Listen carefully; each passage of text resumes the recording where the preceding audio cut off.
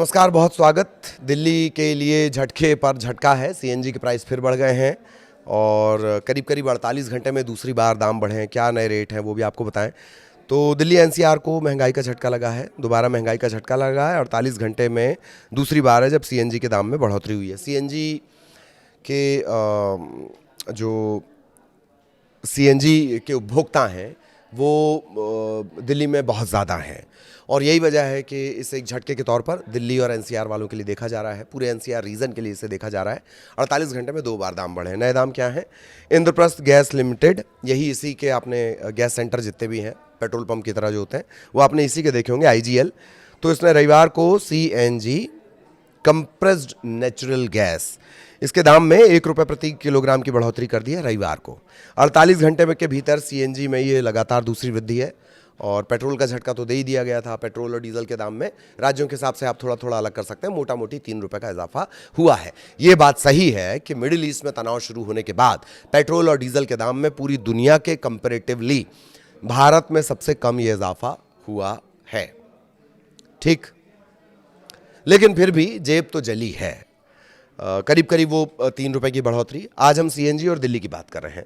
तो रविवार को 1 रुपये प्रति किलोग्राम की बढ़ोतरी कर दी गई है। 48 घंटों में ये दूसरी बार वृद्धि की गई। दिल्ली में सीएनजी के दाम पहली बार 80 रुपये के पार चले गए हैं। मतलब प्रति किलोग्राम में छोटा लगता है ना कि भाई 1 किलो पर केजी, लेकिन वो डलवाने वाले को पता है, जो सीएनजी डलवा रहा है, कि उसे पर किलो 1 रुपये के हिसाब से कितना पे करना है। ठीक, तो 80 रुपये के पार ये बढ़ोतरी पूरी चली गई है। और ताज़ा बढ़ोतरी के बाद दिल्ली एनसीआर में अगर सीएनजी की बात कर ली जाए, दिल्ली में 80.09 रुपये प्रति किलो हो गई दिल्ली में। नोएडा की बात कर ली जाए 88.70 रुपये प्रति किलो और गाजियाबाद की बात कर ली जाए 88.70 रुपये प्रति किलो।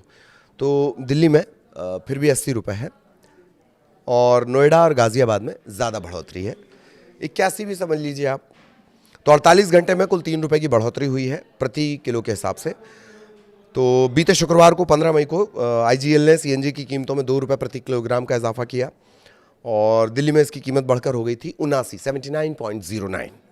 ठीक, रविवार को फिर इसमें 1 रुपये प्रति किलो की बढ़ोतरी की गई और ये जो दाम है वो 80.80 रुपये 9 पैसा 09 पैसा प्रति किलो का इजाफा इसमें हो गया। तो मोटा मोटी 48 घंटे में 3 रुपये की बढ़ोतरी प्रति किलो के हिसाब से हुई है। छोटा लगता है ना 3 रुपये सुनने में, प्रति किलो के हिसाब से। तो पेट्रोल डीजल के बाद ये सीएनजी की भी मार है। 15 मई को देश भर में पेट्रोल और डीजल के दाम भी बढ़े थे। पेट्रोल और डीजल दोनों के दाम में करीब करीब 3 रुपये प्रति लीटर का इजाफा किया गया था। तो इसके बाद जो दिल्ली में अगर पेट्रोल के प्राइस की बात कर ली जाए, ये हो गया था 97.77 मतलब 97.77 ये पेट्रोल पहुंच गया था और डीजल पहुंच गया था 90.67 प्रति लीटर। ठीक, ये जो पेट्रोल और डीजल में बढ़ोतरी हुई थी। तो आम जनता पर एक झटके के तौर पर इसे देखा जा रहा है। तो पेट्रोल डीजल के बाद अब सीएनजी में भी दाम बढ़ गए। अब सवाल ये है कि भाई आपकी जेब पर क्या असर पड़ेगा। तो जाहिर तौर पर पेट्रोल डीजल सीएनजी जब भी इनके दाम बढ़ेंगे तो आप पर उसका असर पड़ेगा ही पड़ेगा। या तो डायरेक्ट पड़ेगा या इनडायरेक्ट पड़ेगा। कैब महंगे हो जाएंगे जो आप इस्तेमाल करते हैं, ओला, उबर, रैपिडो, भारत टैक्सी, जो भी आप इस्तेमाल करते हैं, अगर वो सीएनजी ना भी कर रही तो पेट्रोल डीजल सीएनजी उसके दाम वो बढ़ा देंगे। ऑटो, कमर्शियल गाड़ियाँ, उनका दाम बढ़ जाएगा। रोज़मर्रा के लिए कम्यूट करने वाले आम लोगों की जेब पर आर्थिक बोझ पड़ेगा। और कैब चालक, ऑटो, ये ज़ाहिर तौर पर किराया बढ़ाएंगे। और इसके अलावा ट्रांसपोर्टेशन महंगा हो जाएगा, माल ढुलाई महंगी हो जाएगी। माल ढुलाई महंगी हो जाएगी तो घर में जो आपके प्रोडक्ट आ रहा है वो महंगा हो जाएगा। खाना आपके घर पर आता है, जो ऑनलाइन डिलीवरी, आप app based delivery, food based जो आप बुलवाते हैं, वो महंगा हो जाएगा, उस पर पेट्रोल।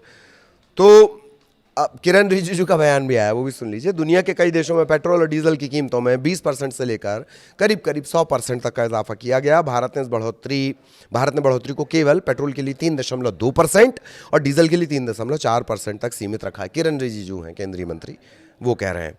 दाम क्यों बढ़ रहे हैं ये आप जानते ही हैं, बार बार हम आपको बढ़ा रहे हैं। ईंधन की कीमतों में जो बढ़ोतरी हो रही है वैश्विक कारण, दरअसल पश्चिम एशिया मिडिल ईस्ट में जिस तरीके के घटनाक्रम रहे हैं, सबसे ज़्यादा तेल वहीं से निकलता था। बार बार ये खबरें आती थी कि होर्मुज से तेल लेकर, होर्मुज से गैस लेकर टैंकर रवाना, वो टैंकर यहाँ पहुँच गए। टैंकर यहाँ से जो सामान लेकर जाते थे मिडिल ईस्ट की तरफ, उनका जाना बंद है। अगर ये संकट आज भी सुलझ जाए तो भी आपको 1, 2, 3 महीनों में इनका सामना करना ही करना है। एक तथ्य तो ये हो गया कि मिडिल ईस्ट में किस तरीके के तनाव हैं। दूसरा जो तर्क और तथ्य दिया जा रहा है जानकारों की तरफ से वो ये कि क्या ये आर्थिक मंदी के संकेत हैं जिसकी लंबे समय तक अनदेखी होती रही। रुपए का जो मूल्यन है 95 रुपए के आसपास रुपए का प्राइस चला गया है और पूरा जो बाजार है वो डॉलर पे बेस्ड है। एक पक्ष ये भी तमाम बातें कर रहा है, बाकी मिडिल ईस्ट में तनाव इसका जाहिर तौर पर एक महत्वपूर्ण वजह है जो अब तक गिनाई गई है। कई बार जो कीमतें हैं क्रूड ऑयल की, कच्चे ऑयल की, वो $100 प्रति बैरल के पार पहुंच गई हैं और इसका सीधा असर जब भी तेल के दाम ऊपर जाते हैं, $100 के ऊपर जाते हैं तो ये बढ़ते ही हैं। एक जानकार कह रहे हैं कि अच्छा, इसके बीच प्रधानमंत्री ने अपील भी कर दी थी कि भैया खर्चा बचाओ, सोना मत खरीदो, पेट्रोल डीजल का कम से कम इस्तेमाल करो। कई जगह स्थितियां ये हैं कि बोला ज़रूर जा रहा है कि कहीं कोई संकट नहीं है। पुरी साहब, हरदीप पुरी जो हैं केंद्रीय मंत्री, उन्होंने कहा कि नहीं पर्याप्त स्टॉक है और 60 दिन के स्टॉक की उन्होंने बात की, गैस के 45 दिन के स्टॉक की उन्होंने बात की। लेकिन फिर भी जगह जगह से जो तस्वीरें सामने आ रही हैं वो ये बता रही हैं कि स्थितियां किस तरह की हैं। मध्य प्रदेश में कई जगह पर लिमिट लगानी पड़ी है, इसे कैप लगाना बोलते हैं कि फलाना गाड़ी में 2 व्हीलर में 200 का ही डलवा पाओगे, 4 व्हीलर में 500 का ही डलवा पाओगे, इसे कैप लगाना कहते हैं। कई देशों ने मिडिल ईस्ट संकट शुरू होते ही इस तरह के नवाचार करने शुरू कर दिए थे, इस तरह के इनिशिएटिव लेने शुरू कर दिए थे। भारत में माना ये जा रहा है, जानकारी ये कहते हैं कि थोड़ी सी देरी हुई है। कुछ लोग इसे मिडिल ईस्ट से जोड़कर देख रहे हैं, कुछ लोगों का कहना है कि आर्थिक संकट, गंभीर आर्थिक संकट की तरफ ये इशारा है। जानकार एक तरफ कहते हैं कि क्रूड ऑयल के दाम $150 प्रति बैरल तक पहुंच सकते हैं। अगर ये स्थितियां होती हैं तो अंदाज़ा लगाइए कि क्या होगा। कुछ लोगों का कहना है कि फौरी तौर पर यह समस्या है जो Iran Israel America Israel versus Iran के युद्ध के चलते बनी हुई है और उसके बाद संकट सुलझ जाएगा, स्ट्रेट ऑफ होर्मुज खुल जाएगा तो तमाम चीज़ें पहले की तरह होने लगेंगी। लेकिन दावा तो ये भी किया जा रहा है कि जो विदेशी मुद्रा है उसका भंडार बहुत तेज़ी से कम हो रहा है, उसे भी मजबूत करना है। तो इस तरह के अलग अलग तथ्य हैं। तो हमने दिल्ली से शुरू किया था। दिल्ली में सीएनजी के प्राइस बढ़ गए हैं। 48 घंटों के भीतर ₹3 प्रति किलो का इजाफा हुआ है। पेट्रोल डीजल के बाद नोएडा, एनसीआर और दिल्ली के लोगों के लिए ये एक बड़े झटके के तौर पर देखा जा रहा है। अभी लोगों को झटका लगा है, अब कारोबार के झटके आम आदमी पर भी पड़ेंगे, डायरेक्ट और इनडायरेक्ट। आगे भी अपडेट आप तक पहुंचाएंगे। नमस्कार। जितनी कीमत बढ़ेगी सर उतना सवारी बैठने से हटेगी एकदम। क्या करें, आप लोगों के सामने समस्या बढ़ेगी। हाँ सर, समस्या यही है सर, पैसे बढ़ते जा रहे हैं, दूध पे भी पैसे ले, सीएनजी पे पैसे ले, सब पे पैसे ले, क्या करें सर। सर ₹1 फिर बढ़ गया है। डेली 3 दिन में ₹3 बढ़ चुके हैं ऑलरेडी। किराए के पैसे नहीं बढ़ रहे हैं और ऊपर से गर्मी इतनी चल रही है, सवारी निकल नहीं रही है। गरीब आदमी का घर चलाना बहुत ही ज़्यादा मुश्किल हो चुका है इस टाइम पे।